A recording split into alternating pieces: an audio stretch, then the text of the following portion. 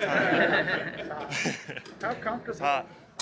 How comfortable are you feeling now that you've had this first group of practices under your belt next to Devin? Yeah, I feel really comfortable. It's a very familiar system for me, obviously, and just taking reps and day by day in the film room, I'm getting used to everything, and it's all going really well. Zach, I don't know if you heard it, but Nick Sirianni pointed out your toughness specifically. What does that mean to you that the head coach is noticing that element of your game? Yeah, it means a lot. We talk about it a lot, and it's one thing to talk about it, but it's a next level to do it and do it consistently.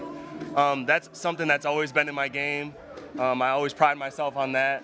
I'm a hustle guy. From being a special teamer, it's all about effort and tenacity and always moving around, so that's always been part of my game. I appreciate that, Coach. How do you think you show that? Just running, getting to the ball, physicality. I just love this game so much, and it'd be a shame if I didn't put everything to the test, you know? Good. That dude's played a lot of ball, high energy guy. He flies around, he's very instinctual, and he's a good ball player and just a good overall person. What is it about your game that you got to adapt the most in training camp, operating inside the box, interior? Yeah, it's just a lot of eyes, a lot of eye discipline. You have more coverage responsibility, so having your eyes in the right spot is a big thing, and then physicality, because when you're playing edge, you just got one guy in front of you, you know, and there's maybe three things that can happen off the ball. There's a lot of different aspects that can happen. So just having good eyes and being physical is the main point. Zach, you talked about your toughness. Is that something that's always been like innate in you, or is that something that you've had to work on? And I guess how have you kind of honed that over the years? Toughness is not only physical, but it's mental. And I think once you master the mental side, the rest of your game can really develop. And it's always something that I've had to work at. I haven't always been this way, but you just grind and you work at it, and then just hearing what different coaches want, and it's always toughness. It keeps coming up, and I was like, that's the player I need to be, and that's the player I want to be. So that's what happened. You mentioned you guys have talked a lot about toughness. I guess who specifically has been delivering that message? I mean, every coach, I can tell it's a main thing. One of the main components of this team, and guys are showing it. As that little misdirection screen you were talking about eyes, it seemed like you were right on that to Saquon. Is that something you've noticed improvement as you get to see that motion to keep that eye discipline? Yeah, and I had that nice play on the screen today, and that's good eyes, but I also had an example of bad eyes when I gave up the touchdown with the roll to boot to the left today. So it's constantly improving, and I'm constantly working on it and thinking about it, you know. Zach, Thursday was the first time in the stadium to work on communication from literally big top down.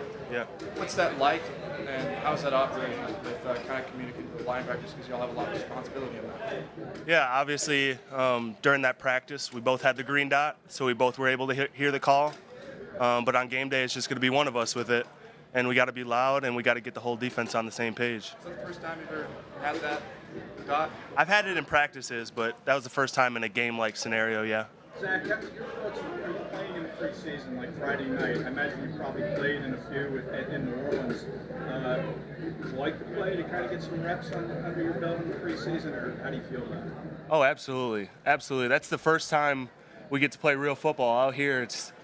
We're wrapping up and we're being physical and stuff, but that's real football, and I always think that's a big advantage every time you get to get those reps under your belt. So you play a lot of those games in New Orleans, a lot of preseason games? Oh yeah. You said it was the first time in a game like scenario, having a dot.